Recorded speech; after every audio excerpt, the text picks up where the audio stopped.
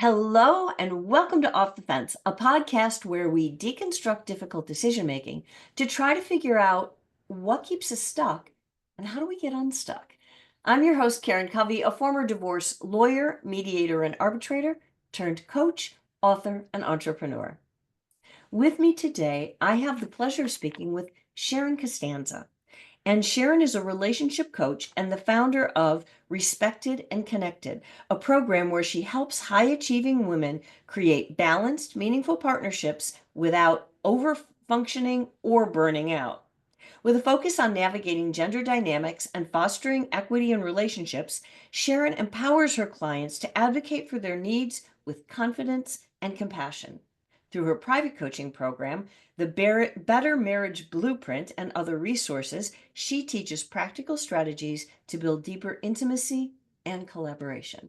Sharon, welcome to the show. Yeah, I'm so glad to be here.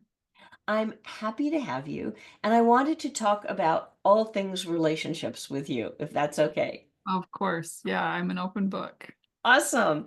So let's start with talking about relationships and what, in your experience and in your opinion, makes for a healthy and collaborative relationship. Yeah, it's so interesting to think about collaboration in relationships. I think especially like a heterosexual relationship where men and women are coming from such different angles, such different ways of being socialized. Hmm. Just thinking about, I'm always thinking about it. What does our society reward women for doing? It's kind of for being accommodating, for making sure everyone else is okay.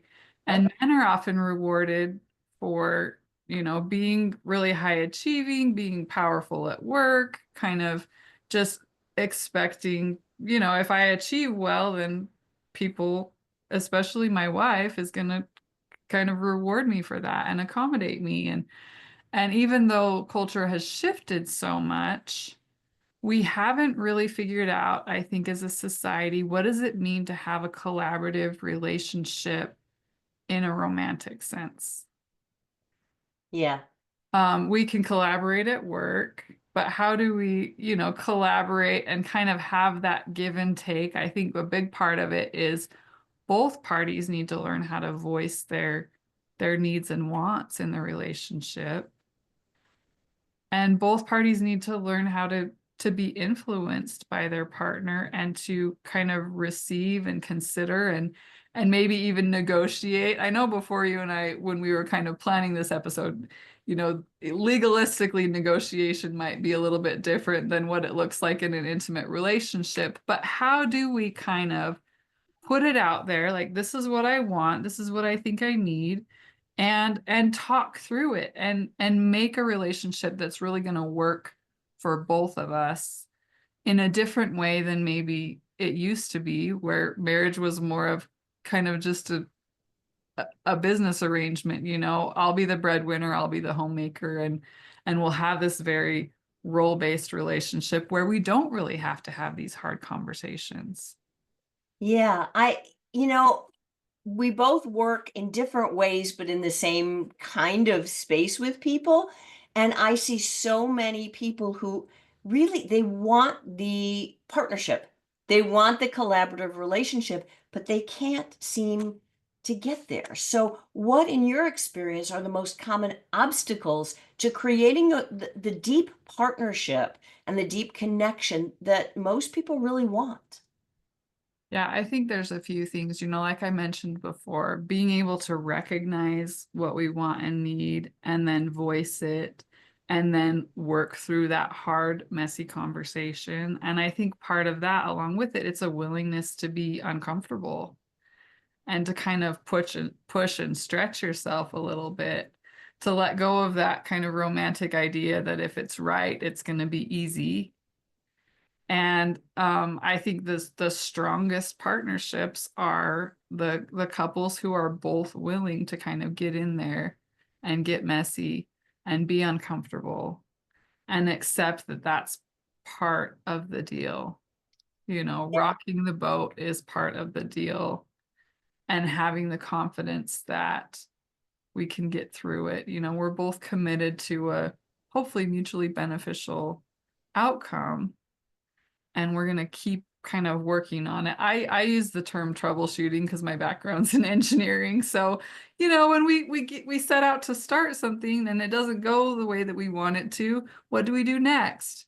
Do we just say, "Oh, I think we're getting so much content on social media about relationships that lacks the nuance of, like, if it's meant to be, if they care, they would show up, some of those types of things." And it's like, well, maybe we do care, and we just have some rough edges to work through. Yeah, it's like everybody, the other thing that I find interesting too is if they care, they will fill in the blank, right? My spouse, my partner will do X.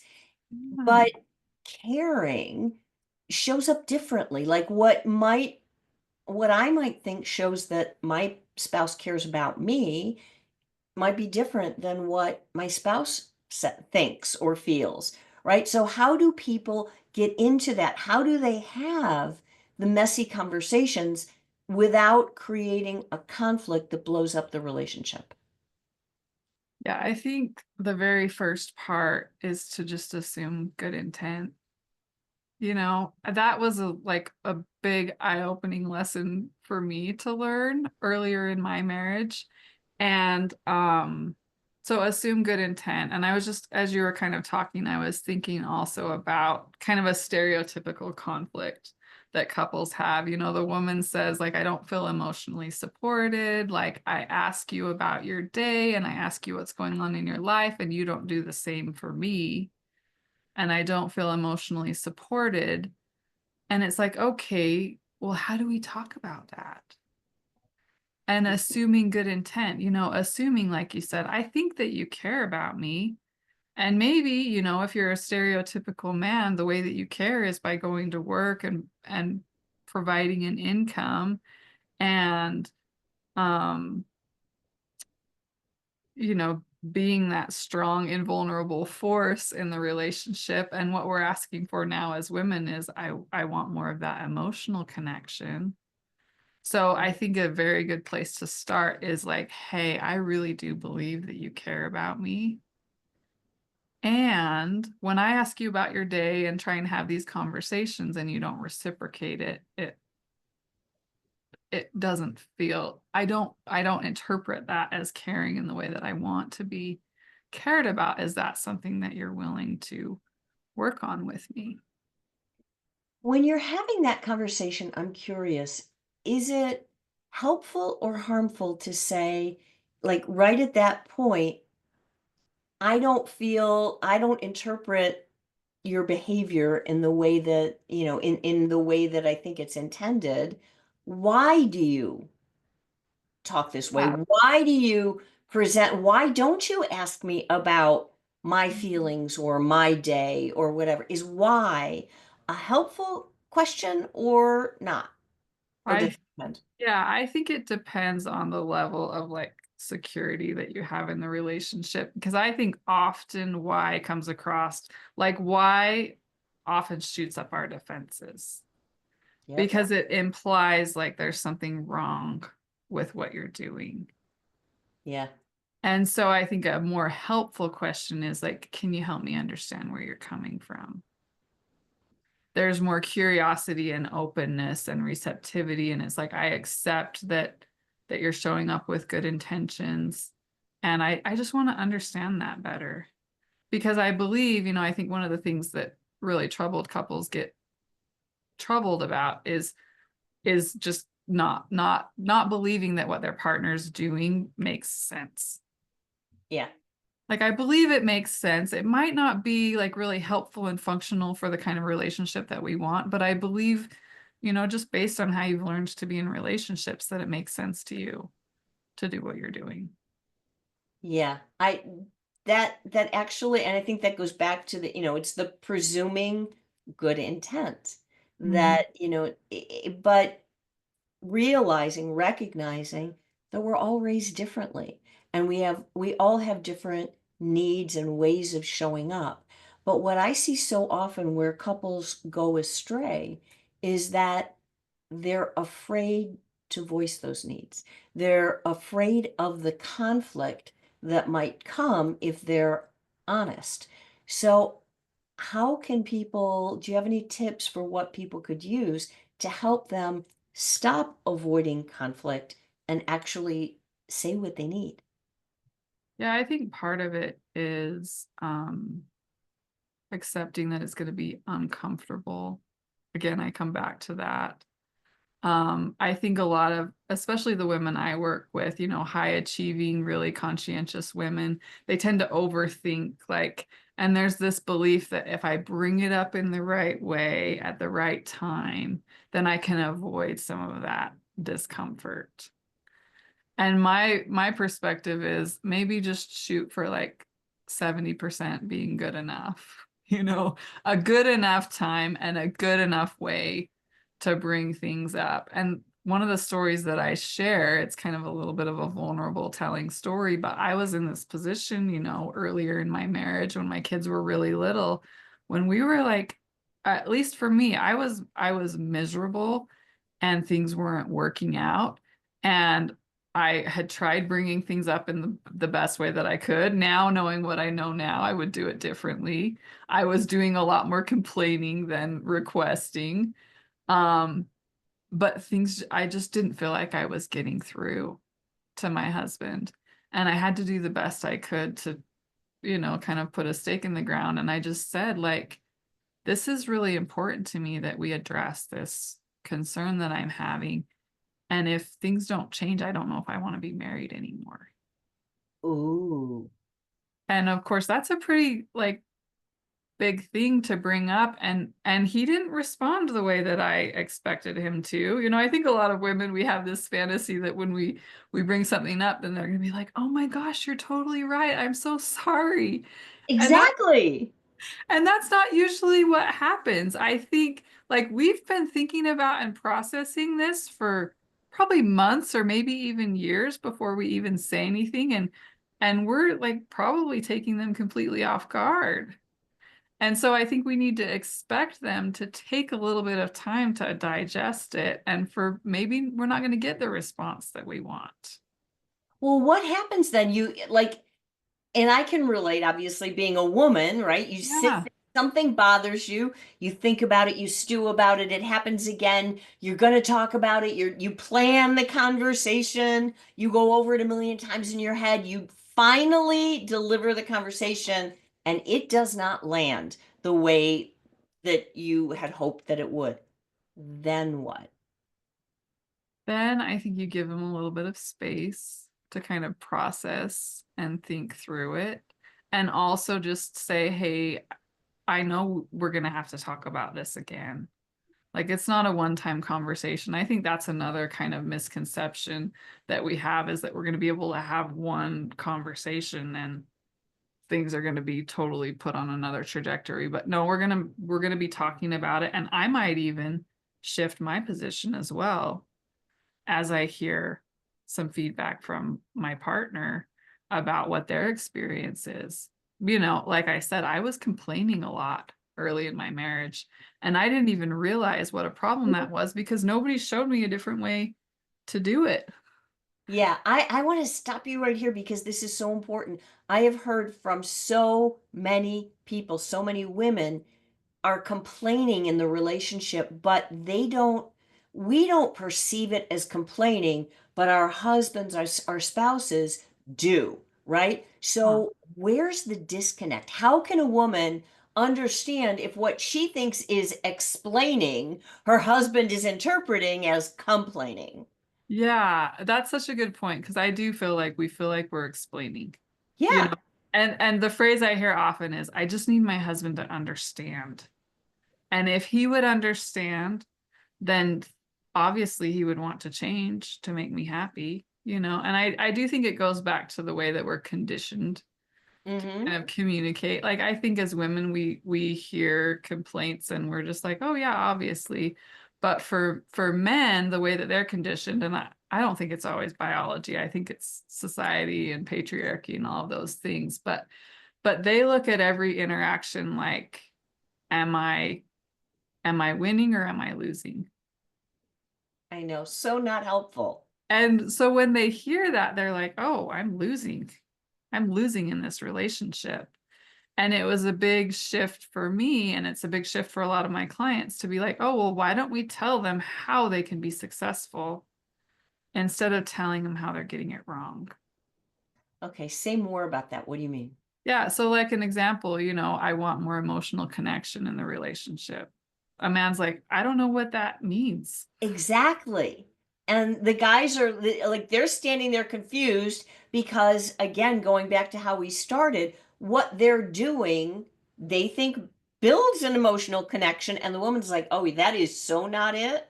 Yeah. So where do you go from there? What's the next step?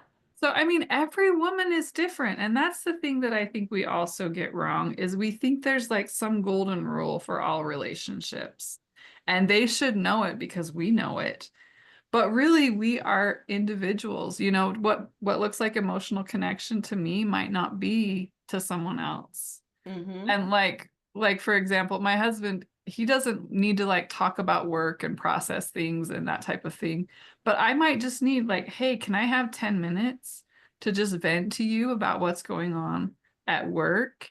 And when you respond to me, could you not be like, oh yeah, I can see why you have a problem with that person based on how you're interacting, One of the examples I had was, I have one child that's neurodivergent and they can be really challenging to deal with. And I was having an issue with this child, and I went to my husband about it. And he was like, well, you do kind of, I can't remember what he said, like, she's really good at pushing your buttons or something like that. And I went to him and said, what I'm looking for in that, like, is could you just say to me, like, you're doing a great job as a parent? And I know that this child can be really hard. Like, Mm-hmm. could you offer me some like validation and reassurance instead of being like, oh, well, going into your problem solving mode, which is a pretty typical reaction in a lot of, I mean, we do it too as women, but it's a pretty typical interaction. And so we just ask for what we want. Like I know that what you're doing is, of course, trying to be helpful, but what would be more helpful for me is if you would respond this way. Can you do that? And if it's a request, then they can say yes or no, which is also a vulnerable thing. And I think that's why we go back to complaints, because when we complain, we don't have to hear no. But when we request, we have to be open to the fact that, they get a choice in whether they want to give us what we're asking for at any given moment. So let's say you, as a woman, you do hear no. I can't do that. And a lot of times what happens is the husband will say that's not who I am. That's not the way I am. I don't do that. Okay, now where does the conversation go from there? Yeah, well, I mean, we could get curious and ask, like, what's behind that? What's going on there? If that's a no, is there something else that maybe you would be willing to offer that would still help me feel, more reassured or more connected in the relationship? We can kind of again go back to kind of some of those exploratory conversations. Another really powerful way to respond, and Terry Real, he calls it relational empowerment. What can I do for you to help you show up for me this way? Like, what are you missing in the relationship that think this might feel more reciprocal if I'm more giving to you in a way that you would like to receive? Yeah.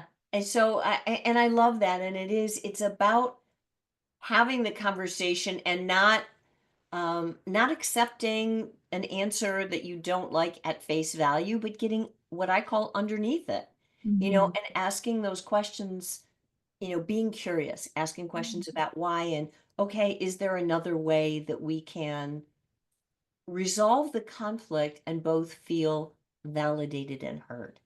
Mhm. Yeah. Yeah. And I think a lot of times, especially in like a stereotypical male female relationship, men hold back on granting requests because they've had bad experiences in the past with no matter what they do, it doesn't ever seem good enough. Yep. And so I think one of our kind of work as women is to be willing to accept, a 50% or a 70%, or maybe even a 15% if it's more than zero, being willing to accept less than perfection and building on that rather than going into this kind of all or nothing trap that we get into. Yeah. All of the black and white thinking, well, let's just put it this way, it's not very collaborative. Right, exactly. But I'm curious, you talk about accountability in a relationship too. Can you talk to the audience about what does accountability mean to you in terms of a relationship, and how do you get it? Yeah, I mean, for me, it's am I taking responsibility for how I'm showing up in this relationship? Like, that's my personal accountability. And also, if my partner has agreed to something and they're not fulfilling their agreement, what does that conversation look like to follow up with? And I think that's a big part that's missing in the way we're kind of trained as couples is there's there's not really a mechanism of accountability in most relationships. So if you have, had one of these conversations like, hey, I would like to maybe even just go on a date once a week. And I, as the woman, don't want to be planning the date, getting the babysitter, you know, Yep. doing all of the arrangements, like what feels like a more reciprocal way of doing that. And then maybe in a month or two, let's talk about how it's going. And if it's working, we should celebrate that. And we should celebrate any effort to make it, to make changes positive in the relationship. And if it's not working, can we talk about what's going on, why it's not working?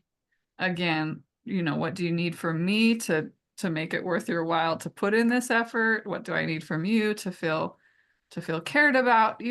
It doesn't sound very sexy, but it helps to kind of remove that resentment from the relationship so that you can really enjoy and cherish each other.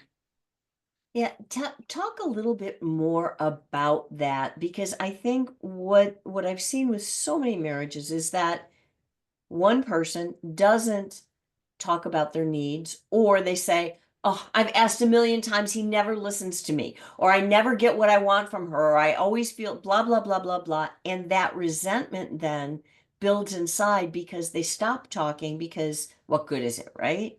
Um, when you're at that point and there already is a level of resentment, most likely on both sides, both people have some resentment built up. How do you start to cut through that so you can get back to the connection that you really want? Yeah, I think there's kind of a few different elements that help with that.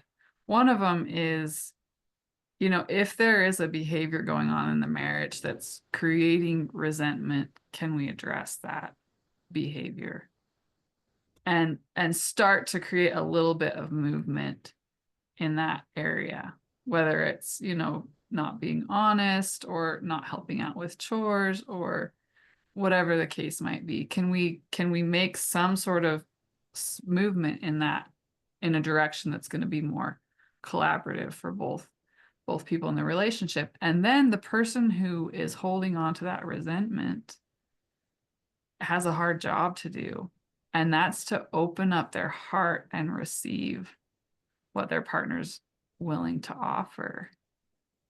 Resentment is like a wall in a relationship. Like it can make you feel really protected from being hurt, but it can also prevent you from really connecting and enjoying each other.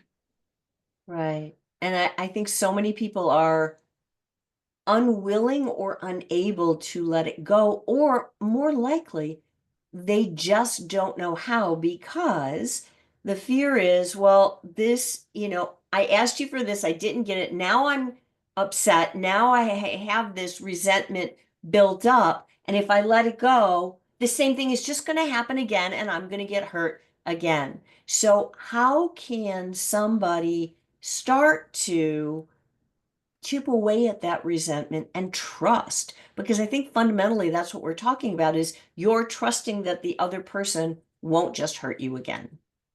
Yeah. Yeah. And I think we do have to train ourselves.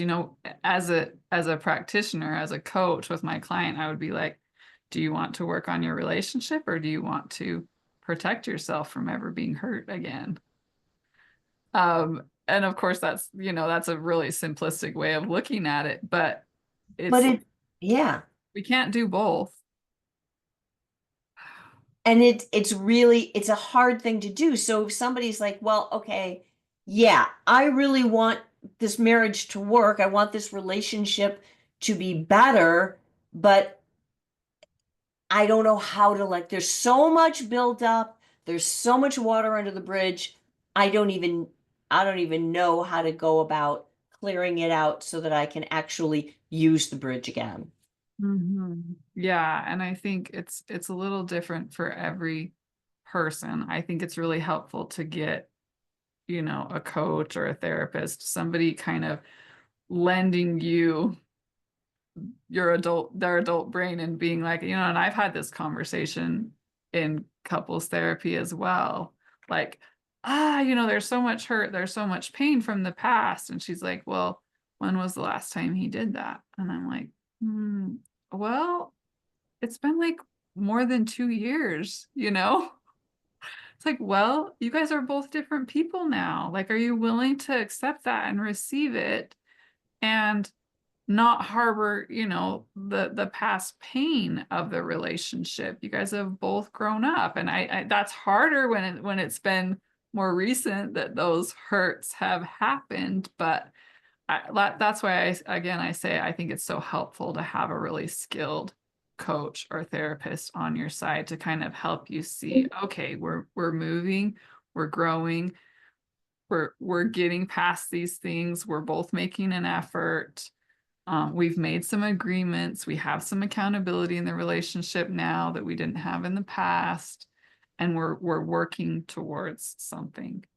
And I'm willing to maybe put all of that resentment into a bag, maybe even imagine it, and put that aside so that I can work on the relationship that we have right now.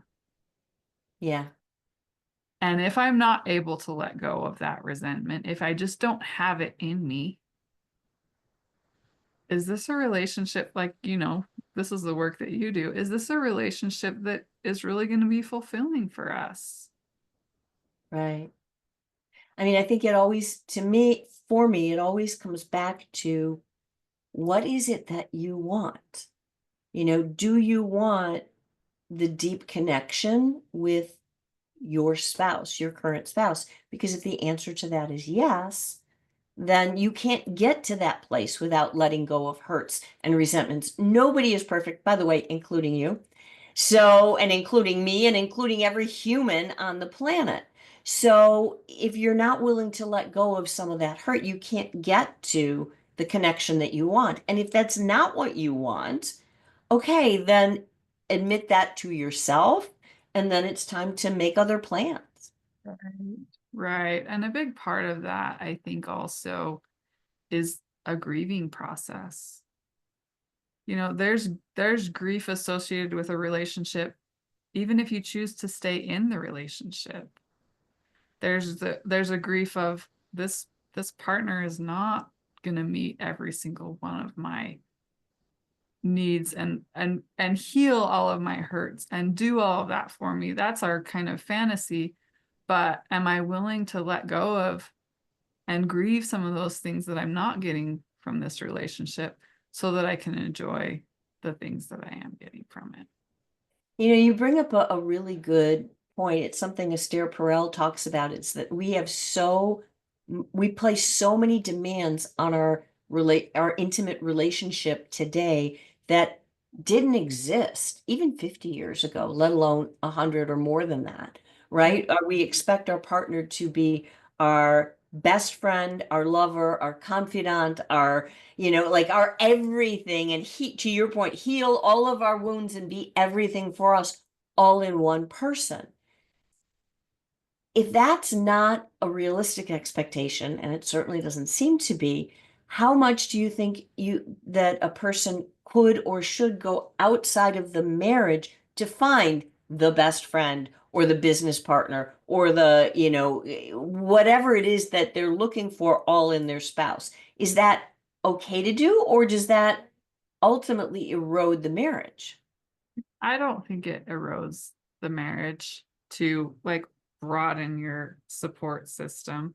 I think, if monogamy is a commitment and a value that you hold in your marriage, then you do what you can to protect that commitment in the marriage. I do deal with clients who there's been some emotional infidelity in the relationship, and for a lot of people they value emotional infidelity, or they value emotional fidelity as well, and not having like someone other than your significant other be your primary emotional support. You don't go and complain to someone of the same sex about your relationship and form that kind of bond with someone else. So there are, I think, some kind of commitments and agreements that you can make about what does fidelity mean to us.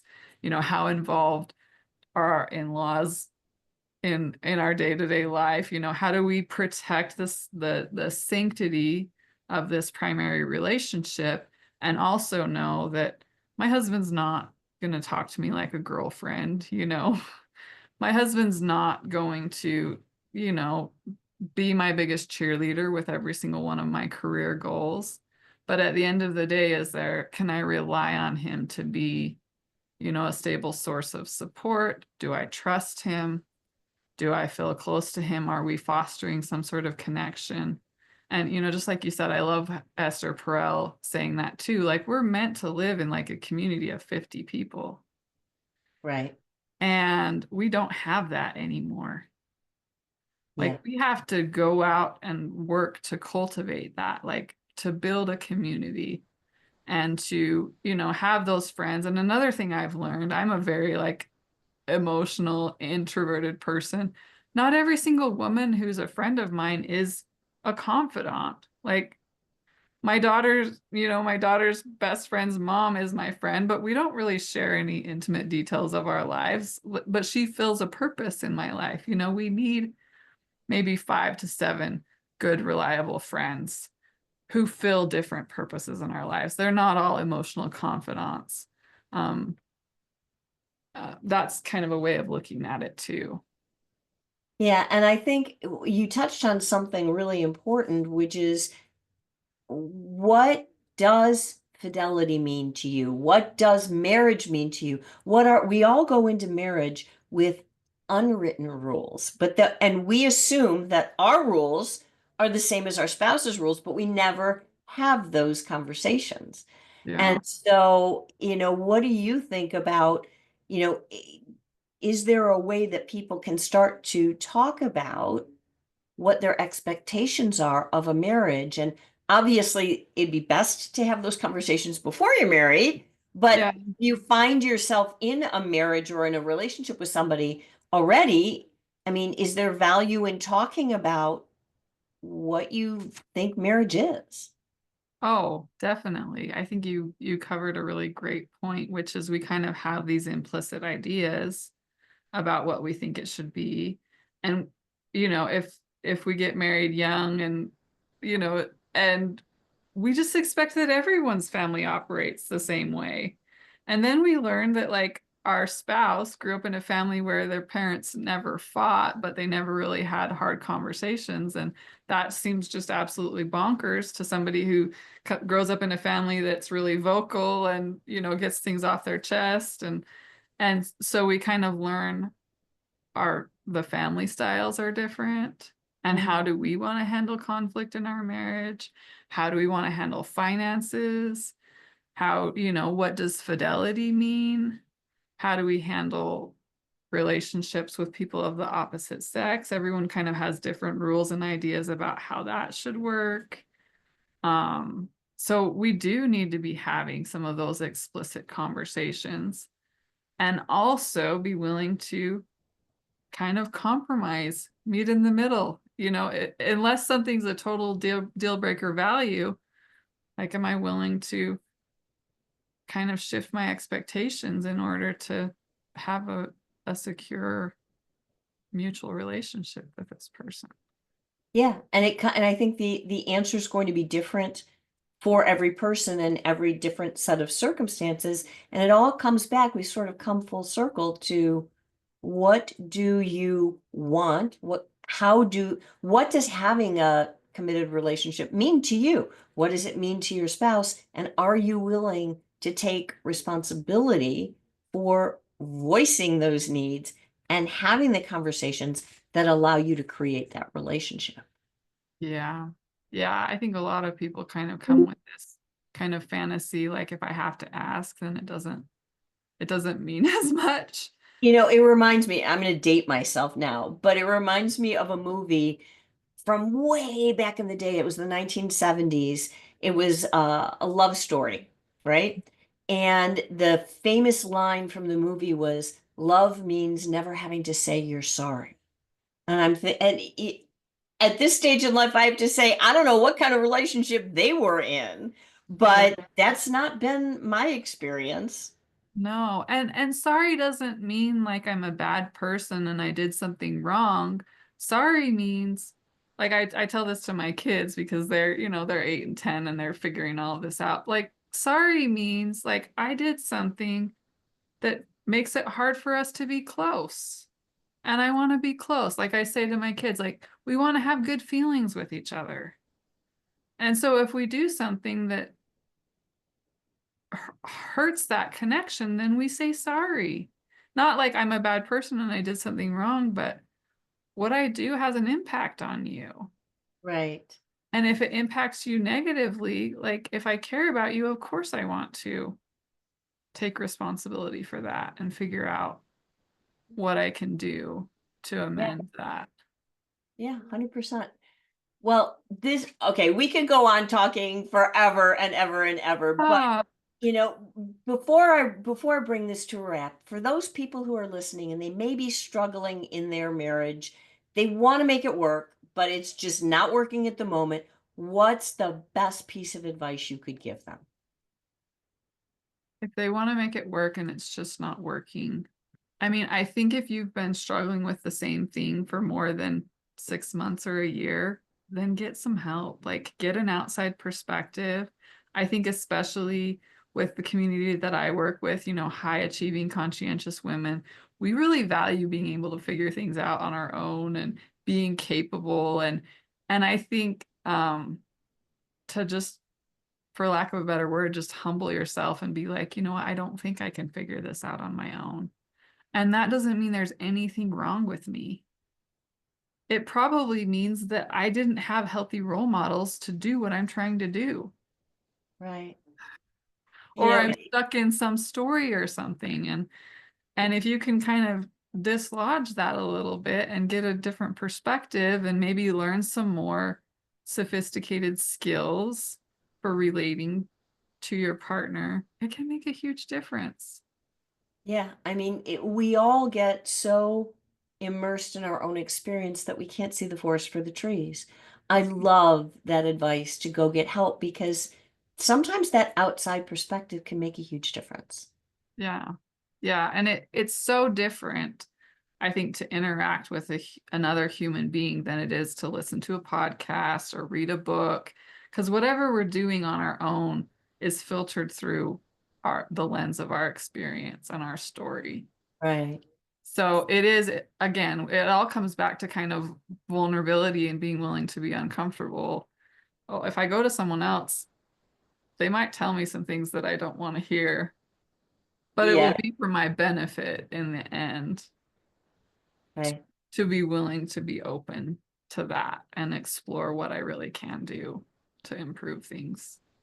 Yeah. Well, Sharon, thank you so much for being a guest on the podcast, for sharing all of your wisdom. If people want to learn more, if they want to, look you up and look into your work, where is the best place for them to find you? Oh, I would say either Instagram or my website. And my Instagram handle is Sharon double underscore Costanzo, which, Okay. you try and find a handle and then you figure it out. You just do what works. And So Sharon _Costanzo. And Costanzo is such a hard name to spell, but it's Costanzo. And then my website is just SharonCostanzo.com. That's wonderful. And for those of you who are listening or watching, everything is going to be linked underneath in the show notes. So you should be able to find Sharon and look her up with no problem. Um, Sharon, thank you again for being here and so generously sharing your wisdom, sharing your experience and expertise. I really appreciate it. Yeah, thank you. Okay, for those of you who are out there listening, who are out there watching, if you enjoyed today's episode, if you would like to hear more content just like this, do me a big favor. All you have to do is like the episode, give it a thumbs up, subscribe to the podcast, subscribe to the YouTube channel, and I look forward to talking with you again next time.